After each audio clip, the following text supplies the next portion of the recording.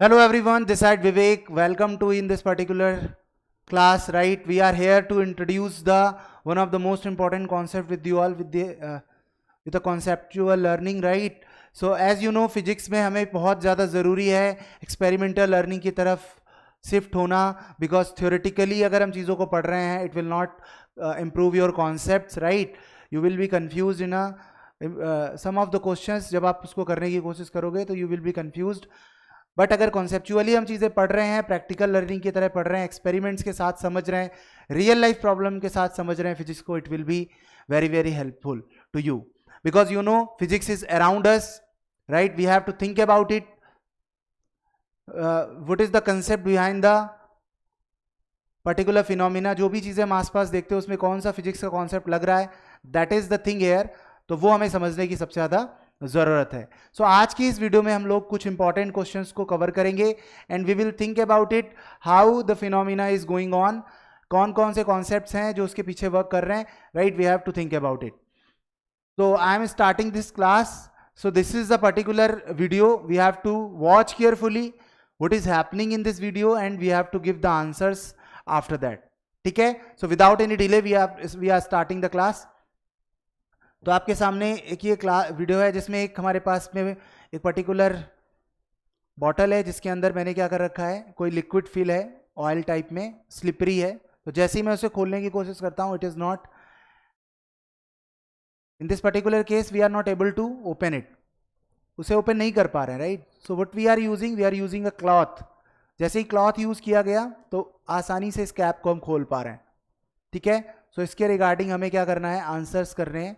पहला क्वेश्चन आपके सामने है, mark the correct statements. More than one option हो सकता है. There is a frictional force between the finger and the cap. Case first जब हम ओपन नहीं कर पा रहे हैं वो वाला केस है. केस टू वो केस होगा जिसमें हम ओपन कर पा रहे हैं with the help of cloth. तो in the first case the frictional force between the finger and the cap, तो बाहर से जब हम फिंगर और कैप, जो हाथ बाहर से आउटसाइडर जो हम घुमाने की कोशिश कर रहे हैं, वहां पर फ्रिक्शन फोर्स है, but there is no friction force between the bottle and the cap. अंदर बॉटल और कैप के बीच में कोई फ्रिक्शन फोर्स नहीं है, ऐसा ये कहना चाह रहे हैं. सेकेंड ऑप्शन है, the torque of the friction by the fingers on the cap is clockwise as seen of the top. अगर हम ऊपर से देखेंगे, टॉप से अगर देखेंगे, तो जो टॉर्क है फिंगर और कैप के बीच में वो क्लॉकवाइज है. The torque of the friction by the bottle and the cap, तो बॉटल और कैप के अंदर जो वाला जो टॉर्क है वो क्लॉकवाइज है अगर हम ऊपर से देख रहे हैं तो. The torque by the finger and the cap is anti clockwise as we seen from the top. तो समझने की कोशिश करना है, you have to think about it and give the answers. थोड़ी देर के लिए पॉज करो वीडियो को और आंसर करने की कोशिश करो. तो आई थिंक आपने सोचा होगा इस क्वेश्चन में क्या हो सकता है. Okay, so we have to move forward. देखेंगे कि किस तरीके से क्या चीजें हैं. तो ये हमारा बॉटल है and this is a cap actually. तो आप लोग यहां पर देख रहे होंगे कि जो फोर्सेस लग रहे हैं कैप की सरफेस पर, जो हम हाथ से लगाएंगे, फिंगर से लगाएंगे. So if this is a finger then we are applying a force which is F1. यहां पर हम लोग F1 फोर्स अप्लाई कर रहे हैं एंड F1 फोर्स किधर की तरफ है, अपवर्ड है, इस तरीके से. और इसको हम इस तरीके से घुमाने की, क्योंकि एक फिंगर यहां होगी, एक फिंगर यहां होगी, तो इधर F1 फोर्स लगेगा. तो इनके बीच का जो भी डिस्टेंस है, राइट, तो there is a torque by F1 की अगर हम बात करें तो वो F1 into the distance between them, right, जो ये डिस्टेंस होगी, इसको अगर हम कैपिटल D मान लेते हैं तो कैपिटल D ले लेते हैं हम लोग. तो this will be the torque here which is called as, torque को हम लोग ग्रीक लेटर टो से रिप्रेजेंट करते हैं. So this is tau, tau 1. Tau बोला जाता है, टाउ टाउ टाउ बोल सकते हो, टो बोल सकते हो, टो1. तो this is the torque which is developed by the force F1. मैंने पहले भी तुम्हें एक बात बताई थी सब लोगों को, ये F1 फोर्स इक्वल और अपोजिट है तो एक कपल फॉर्म करेगा. और अगर इस पेन पर ऊपर की तरफ F1 लगा दें, नीचे की तरफ F2 लगा दें, तो ये इस तरीके घूमने लगेगा. समझ में आ रहा है कि नहीं? वही यहां पर हो रहा है कि जब हम कैप को घुमाने की कोशिश करते हैं तो अपने दो हाथ का, दो फिंगर्स, एक इधर दूसरी तरफ, एक दोनों तरफ ऐसे घुमाते हैं. तो क्या होता है, F1 मिलकर एक टॉर्क बनाते हैं. तो that will be the F1 into D, right. तो फिंगर और कैप के बीच में फ्रिक्शन फोर्स है F1. जो कि इस तरीके से घुमाने की कोशिश कर रहा है। बट इंटरनली अगर हम बॉटल और कैप के बीच में देखें तो वो अपोजिट डायरेक्शन में फोर्स जनरेट करता है, लाइक दिस F2, और यहां पर भी F2 हो जाएगा ऊपर की तरफ। तो ये दोनों मिलकर अगर इनके बीच की डिस्टेंस स्मॉल d है, राइट, तो टॉर्क बाई जो F2 होगा वो क्या होगा, F2 into small d। This is the torque, और इसको हम टो2 रिप्रेजेंट कर सकते हैं। तो टो1 जो है इस तरफ है, अगर हम ऊपर से देख रहे हैं, क्लियर है, ऊपर से देख रहे हैं, और जैसा वीडियो में घुमाया गया था वो कैसा था बताओ सभी लोग, उसको हम इस तरीके से घुमा रहे थे, राइट, समझ में आ रहा है सभी लोगों को। तो that was the anti clockwise. तो ये कौन सा फोर्स कैसा था बताओ, एंटी क्लॉकवाइज। आप लोग देख रहे होगे इस तरीके से फोर्स लगाया जा रहा है, तो ये कैसे घूम रहा है, एंटी क्लॉकवाइज। समझ में आ रहा है ना। ये कहां से हम देख रहे हैं, टॉप से। ये एंटी क्लॉकवाइज अगर रोटेट करेगा तो बॉटल और कैप किस तरह रोटेट करेंगे, क्लॉकवाइज रोटेट करेंगे। And if we are not able to open the bottle, right, अगर हम कैप नहीं ओपन कर पा रहे हैं तो ये तभी पॉसिबल है जब दोनों ही, जब इसकी वैल्यू जो है इससे कम है। सो केस फर्स्ट जो हमारा था, cap is not open, cap open नहीं था, but we have tried it, हमने ट्राई किया बट वो ओपन नहीं कर पाया। इसका कारण क्या था, बिकॉज जो अप्लाइड टॉर्क है और जो रजिस्टिंग टॉर्क है, दोनों टॉर्क की अगर हम बात करें तो टो1 की वैल्यू टो2 से कम रह गई होगी। तो जब जब टो1 की वैल्यू टो2 से कम होगी या उसके बराबर होगी, कैप ओपन नहीं होगा। बट अगर टो1 की वैल्यू टो2 से ज्यादा हो जाए, उसके लिए हमें ज्यादा फ्रिक्शन की जरूरत है। शायद फिंगर कैप के साथ उतना फ्रिक्शन नहीं बना पा रहा है, मतलब फिंगर और कैप जो है उनके बीच में जो सरफेस है वो थोड़ी सी कम फ्रिक्शन कोफिशिएंट की है, तो इस वजह से फ्रिक्शन फोर्स उतना नहीं बन रहा है। लेकिन जैसे ही हम फिंगर को हटाकर क्लॉथ और कैप का कॉम्बिनेशन बनाते हैं, मतलब अगर हम क्लॉथ और कैप का कॉम्बिनेशन बनाएं तो हो सकता है वो ज्यादा रफ हो, ज्यादा रफ है मतलब ज्यादा फ्रिक्शन कोफिशिएंट है, तो F1 की वैल्यू इंक्रीज हो जाएगी। और अगर F1 इंक्रीज हो जाएगा तो टॉर्क भी इंक्रीज हो जाएगा। D तो चेंज हो नहीं सकता है क्योंकि ये फिक्स है, क्योंकि कैप का डायामीटर फिक्स है, तो कैप का डायामीटर चेंज नहीं होगा। टॉर्क को चेंज करने के लिए F1 को चेंज करना पड़ेगा। अब how you can change the F1, दो तरीके हैं, क्योंकि सबको पता है F1 क्या होगा, when you are applying the torque then there is a normal force is also there. हम क्या करते हैं, दबाने की कोशिश करते हैं ऐसे करके, तो नॉर्मल रिएक्शन क्रिएट करते हैं, और हमें पता है कि फ्रिक्शन को क्रिएट करने के लिए हमें म्यू इंटू एन की जरूरत पड़ती है।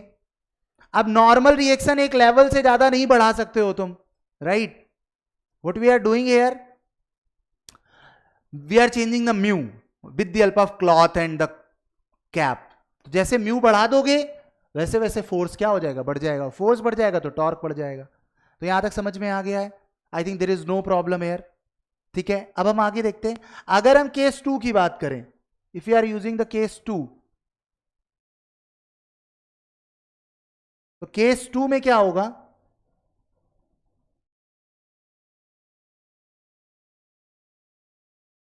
केस 2 में if cap is open,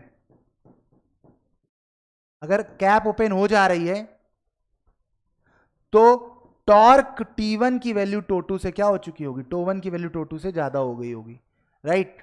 so that is the thing here. ये दोनों ही आंसर्स हमारे सामने आ गए हैं, राइट। अब अपने क्वेश्चंस के आंसर की तरफ चलते हैं। तो पहला केस में हमने आंसर्स देखे कि मार्क द करेक्ट स्टेटमेंट्स। तो सबसे पहली बात है एंटी क्लॉकवाइज होगा फ्रिक्शन फोर्स, सॉरी टॉर्क जो है किसके थ्रू, फिंगर और कैप के बीच में, अगर हम ऊपर से देख रहे हैं, और कैप और बॉटल के बीच में जो फ्रिक्शन है वो क्लॉकवाइज होगा, राइट। ये गलत है क्योंकि फ्रिक्शन दोनों तरफ से आएगा, टॉर्क क्लॉकवाइज होगा नहीं, तो C and D is the correct answer of this question. तो which options are correct, C and D. अगला क्वेश्चन है case 2, let the magnitude of the friction force applied by the fingers in case first.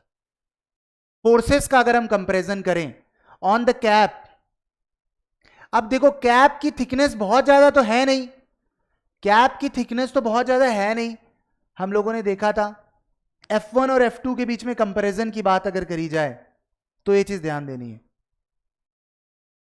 ठीक है। तो देखो इधर सभी लोग, F1 और F2 को अगर हम कंपेयर करें तो मैंने पहले भी बताया था कि this gap is not much more, cap की थिकनेस बहुत ज्यादा नहीं है, तो अगर ओपनिंग की बात करें तो टो 1 टो 2 से ज्यादा होना चाहिए, और टो 1 है F1 into capital D is greater than F2 into small D.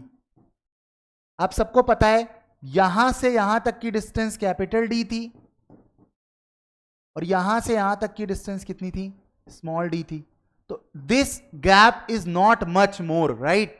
ये बहुत ही पतली थिकनेस का गैप है, तो D1 अप्रोक्सीमेटली D के बराबर ही है, समझ में आ रहा है कि नहीं। तो इस हिसाब से अगर हम देखें तो F1 F2 से क्या होना चाहिए, ज्यादा होना चाहिए। अगर हम फोर्स जो है वो ज्यादा बनाएंगे रजिस्टिंग से तभी हम कैप को ओपन कर पाएंगे, तो answer will be the F1 is greater than F2। So at that situation if you are able to understand here, ठीक है। अगर किसी को कोई डाउट या क्वेरी रहता है तो यू कैन व्हाट्सएप मी, ठीक है, आप व्हाट्सएप कर सकते हो। दूसरा आप चैट सेक्शन पर भी चीजें क्या कर सकते हो, पूछ सकते हो, right. Correct answer is the F1 is greater than F2, F1 is more than F2, C is the correct answer of this question। तो C जो है वो सही होगा। चलो अगले क्वेश्चन की तरफ चलते हैं। This is a particular video है, इसको देखना है सेकेंड क्वेश्चन को। हमारे सामने एक वाटर का पॉन्ड है, ठीक है ना, बारिश होती है तो पानी गिरता है इसमें, ठीक है ना। जब बारिश हो रही होती है तो वाटर ड्रॉपलेट्स क्या होती हैं, एक स्टिल वाटर पर जब गिरती हैं तो वाटर ड्रॉपलेट्स क्या करती हैं, एक डिस्टरबेंस क्रिएट करती हैं अपने पूरे के पूरे इस वाटर के जो पॉन्ड में क्या करती है, एक डिस्टरबेंस क्रिएट करती है, right. Due to this disturbance a wave, a disturbance is propagating, and disturbance होता क्या है, वेव होता है, और जब डिस्टरबेंस प्रोपोगेट करता है तो हम बोलते हैं कि वेव मोशन हो रहा होता है, राइट। तो ये जो रिपल्स, इन्हें रिपल्स बोलते हैं, सर्कुलर चीजों को हम रिपल्स बोलते हैं, and it is moving in all directions, और लास्ट में किनारे तक वो पहुंचते हैं और फिर खत्म हो जाते हैं। सो ऐसे करके चीजें बनती है, और इसके साथ साथ बबल्स भी बनते हैं, ड्रॉपलेट्स जो बनती हैं वो भी हम यहां पर देख रहे होते हैं, राइट। सो इन सब चीजों को हम ऑब्जर्व करेंगे।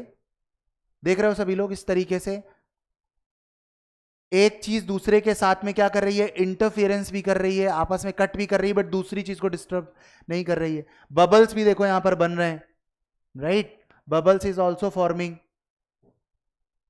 आप देख रहे होगे ये इस तरीके से, there is a circular paths are there, circular, इस तरीके से सर्कुलर वेव्स बन रही हैं। This is the water droplet, right, is it clear और नॉट। इसके साथ साथ किसी दूसरे की इसके साथ में आपस में एक दूसरे के साथ इंटरसेक्ट भी करते हैं, इंटरफियरेंस भी करते हैं, बट अनदर सर्कुलर वेव को वो डिस्टर्ब नहीं करते हैं। That is the also important thing here. तो इस तरीके का जो ये फिनोमिना है ये हम आसपास देखते हैं, बट इसे हम इग्नोर कर देते हैं, we are not thinking too much about it, right. So we are here to introduce this concept, ठीक है। आप सब लोगों को ये चीज समझने की जरूरत है कि क्या आंसर होने वाला है इसका। Observe the waves and bubbles on the water surface created by the falling rain drop. Rain drop जब गिरती है तो ये बबल्स बनते हैं और ये वाटर पर वेव्स बनती हैं। Choose the correct options as shown in a figure, right. The disturbance pattern formed on the wave surface is circular. जो डिस्टर्बेंस क्रिएट होता है सरफेस पर वो सर्कुलर होता है। इसका कारण ये है because water having a isotropic property on the surface. तो सरफेस पर वाटर की आइसोट्रॉपिक प्रॉपर्टी है। What is the isotropic property? Isotropic property का मतलब है कि जो डिस्टर्बेंस है it will travel in all directions, वो भी सेम स्पीड से ट्रेवल करेगा। अब ऐसे समझो सभी लोग, अगर किसी चीज को पकड़कर चारों तरफ से इक्वल स्पीड से खींचा जाएगा तो what will happen actually, it will form a circular part, ठीक है ना। सिंपल सी बात है, अगर हम चारों तरफ से इक्वल फोर्स से खींचें, इक्वल स्पीड से खींचें तो एक सर्कुलर चीज बनने वाली है, राइट?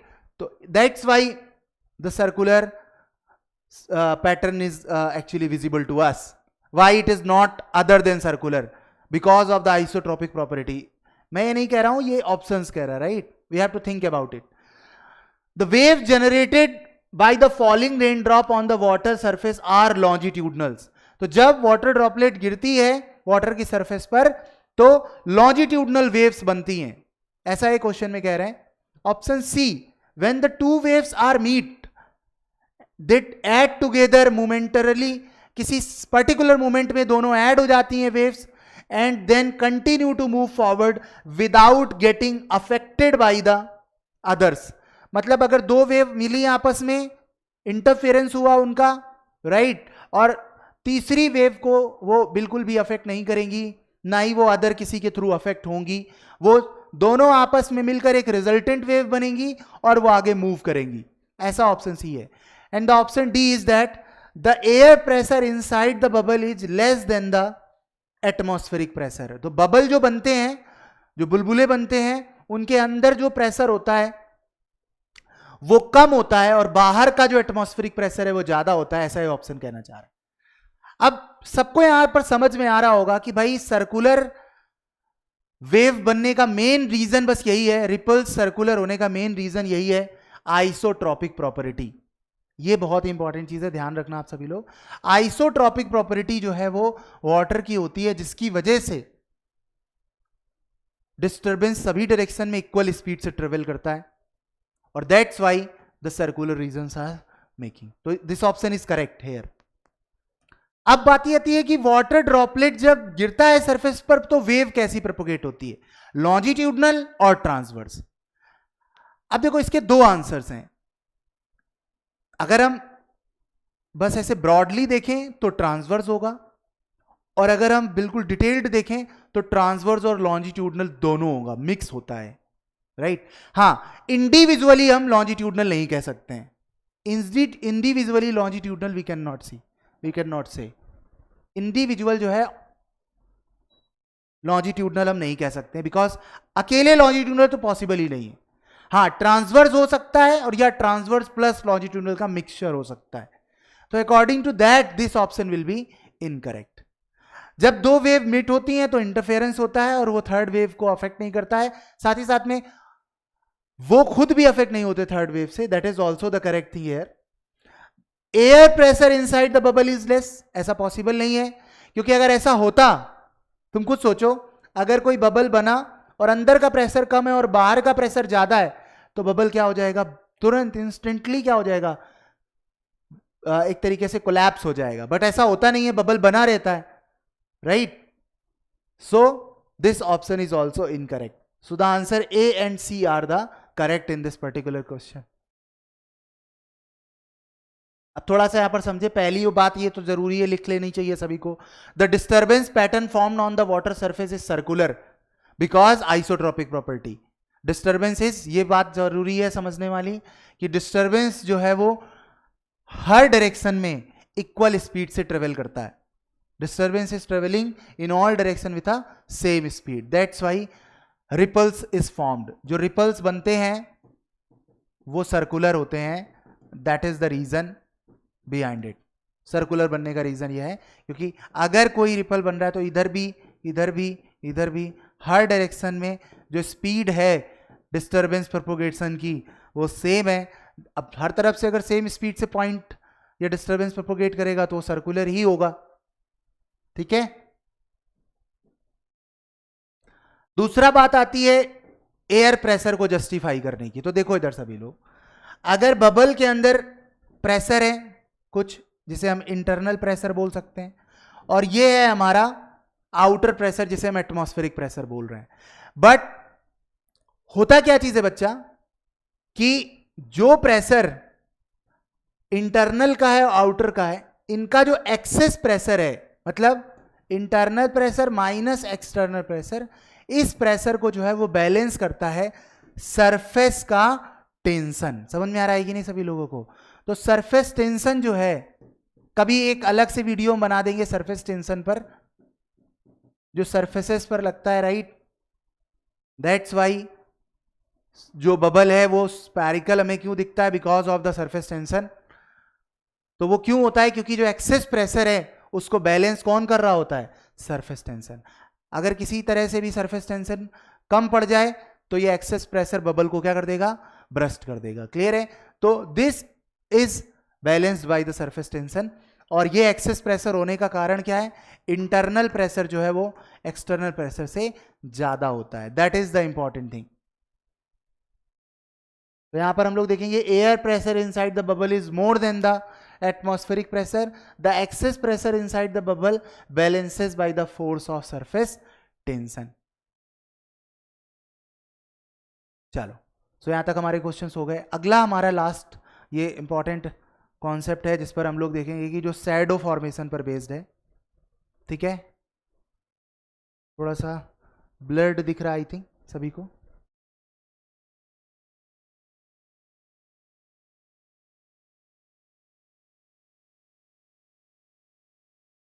चलो, तो यहां समझने की कोशिश करेंगे। देर is a one video which I have already shoot for you guys, तो देखेंगे। ठीक है ना, समझने की कोशिश करेंगे। तो there is a light is there, ऊपर एक टॉप पर एक लाइट लगी हुई है। ठीक है, और ये हमारा क्या है बताओ सभी लोग, एक बॉटल है। और इस बॉटल की एक शैडो बन रही है, बट हमने बॉटल की जो हाइट मेजर करी है,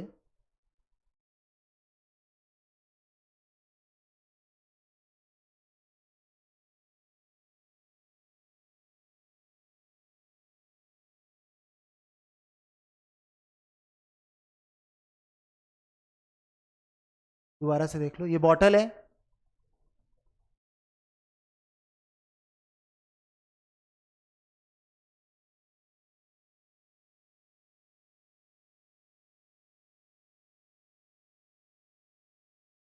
we are measuring the height of the bottle. तो यहां तक 15 सेंटीमीटर हो गया। ठीक है, इसके बाद एक्स्ट्रा जो हाइट हम मेजर कर रहे हैं,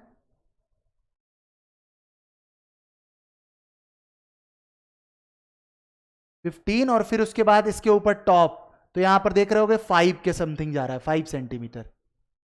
ठीक है, तो 25 सेंटीमीटर की बॉटल हो गई। अब इस बॉटल को अगर गौर से देखोगे सभी लोग, तो ये बॉटल की देखो एक शैडो बन रही है। तो this is a shadow of the bottle.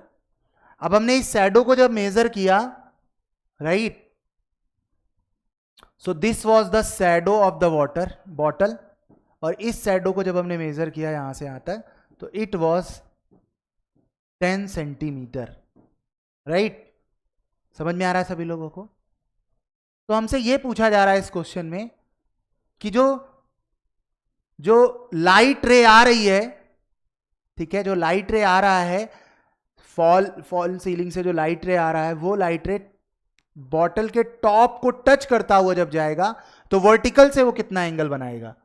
That is the question which I am asking to you all.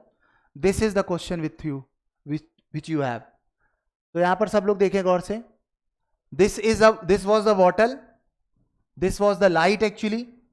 ठीक है, तो इस लाइट से दो रे हमने कंसीडर करी। एक रे ले गए उसके टॉप से जो यहां पर जाकर मिल रही है, और एक रे ले गए उसके हम बॉटम से जो लेकर यहां पर मिल रही। ठीक है, तो ये दो रेज जो हैं, इसके पीछे बहुत सारी रे आएंगी, but this bottle will block all the rays, it will not allow the rays to pass through it. इसकी वजह से शैडो बनेगा स्क्रीन पर। और ये जो शैडो बन रहा है वो ये टॉप का शैडो यहां, बॉटम का शैडो यहां। अब हमने जो मेजर किया तो ये शैडो कितना आ रहा था, 10 सेंटीमीटर का, और जो बॉटल की हाइट हमने मेजर करी थी वो 25 थी। तो ये जो रे आ रही है, इस रे का वर्टिकल से एंगल कितना होगा, थीटा कितना होगा, ये बताना है हमें। तो एक बात गौर से सुनो, if this is a bottle, तो this theta and this theta will be same. बताओ, दो पैरेलल लाइन को अगर कोई लाइन कट कर रही है तो ये एंगल सेम होते हैं कि नहीं होते हैं? तो what is the happening here, if this theta and theta is same, तो how you can calculate the theta? So this is a triangle A B और C, this A B C is the triangle. तो if we are considering this ABC triangle, this is a 90 degree, this is a theta, this is a 10 centimetre, this is a 25 centimetre. So what we are doing, we are using the tan theta which will be the AC upon BC, और AC की value है 10 और BC की value 25. ये हो गया tan theta. अब because you know you are in school classes right, so you are not able to find the value of tan theta. Theta की वैल्यू नहीं निकाल पाओगे आप. रीजन है क्योंकि हम थीटा की वैल्यू कौन से अपने एग्जाम में निकालते हैं, जो हमें पढ़ाया जाता है उसमें 0 डिग्री पढ़ाया जाता है, 30 डिग्री, 45 डिग्री, 60 डिग्री, 90 डिग्री, यही पढ़ते हैं बस हम बेसिकली. बट ऐसा तो है नहीं कि इसके अलावा कोई एंगल होता नहीं है. 10 डिग्री, 12 डिग्री, 25.5 डिग्री, कुछ भी एंगल हो सकता है. तो इसके लिए कैलकुलेटर्स का हम यूज करते हैं to find the values, which that type of calculator is called as scientific calculator. So you can use your mobile phone also for that. There is a mobile phone, mobile phones में भी होता है, ठीक है, उसमें बहुत सारे और फंक्शंस होते हैं. तो उसमें tan इनवर्स एक होगा. तो थीटा इज इक्वल्स टू, जैसे ही हम थीटा को इधर, थीटा को अगर हम बचा लेंगे तो tan इधर जाकर tan इनवर्स बन जाएगा, और जो नंबर था वो उतना ही रहेगा 10/25. तो अपने मोबाइल में क्या करना है, पहले 10 टाइप करना है, फिर डिवाइड टाइप करना है, फिर 25 टाइप करना है. क्लियर है ना. फिर जो वैल्यू आएगी और फिर वहीं पर दिख रहा होगा tan इनवर्स, उसको क्लिक कर देना. ठीक है ना. तो जैसे ही क्लिक करोगे तो तुम्हारा थीटा का वैल्यू आ जाएगा 21 समथिंग डिग्री आएगा. देखो एंगल जो होता है बच्चा वो दो चीजों में होता है, एक डिग्री में होता है और दूसरा रेडियन में होता है. समझ में आ रहा है. तो हम लोग यहां जिस एंगल की बात कर रहे हैं वो हम रेडियन की बात ना करके डिग्री की बात करेंगे. ठीक है ना. तो 21 डिग्री के समथिंग आंसर आएगा तुम्हारा. ठीक है, सभी लोग ये ध्यान रखेंगे. You can also use Google for that. Google में भी कैलकुलेटर्स होते हैं. बस गूगल में तुम्हें लिखना है tan इनवर्स 10/25, तुरंत इंटर करोगे तो आंसर रेडियन में आएगा. और you can say tan inverse bracket 10/25 in degree, तो अपने आप आंसर आ जाएगा 21 degree. Lot of methods are there by which. मेरा मकसद यहां पर इसको सॉल्व करना नहीं है, मेरा मकसद ये नहीं है, ये तो मैथ की बात हो गई. मेरा मकसद है ये समझना कि how you can think about it here. ठीक है, समझ में आ रहा है सभी लोगों को. घर के लिए होमवर्क में दे रहा हूं आपको कि अगर मैं इस बोतल को क्या करूं, टिल्ट करूं. For example if I am tilting this one, और शैडो जो है वो 15 सेंटीमीटर की बन जा रही है. और जब हम बॉटल को टिल्ट करते हैं, तो जब हम टिल्ट करेंगे बॉटल को, तो ये चीज जो है इसके साथ 90 डिग्री अगर बना रहा है, ऐसा मैंने बता रहा हूं आपको. क्लियर है सभी लोगों को. When it is making 90 degree angle, और उस समय शैडो 15 सेंटीमीटर की बन रही है फॉर एग्जाम्पल, तो you have to calculate the angle again. चलो, तो ये घर से करके आना आप सब लोग. यहां तक समझ में आ गया होगा आई थिंक सभी लोगों को. ठीक है, सो इट इज डन. ठीक है, सो आई थिंक हम लोगों ने काफी क्वेश्चंस किए, 3 क्वेश्चंस कर लिए आज. राइट. सो आज के लिए इतना ही करते हैं, मिलते हैं नेक्स्ट वीडियो में, नेक्स्ट लेक्चर में. तब तक के लिए जुड़े रहें मेरे साथ. राइट. और अच्छे से पढ़ाई करते रहें. If you are clearing your concepts it will help you. ठीक है, और अच्छे से पढ़ना जरूरी है. खुश रहें, हैप्पी रहें. मिलते हैं नेक्स्ट वीडियो में. Thank you so much everyone.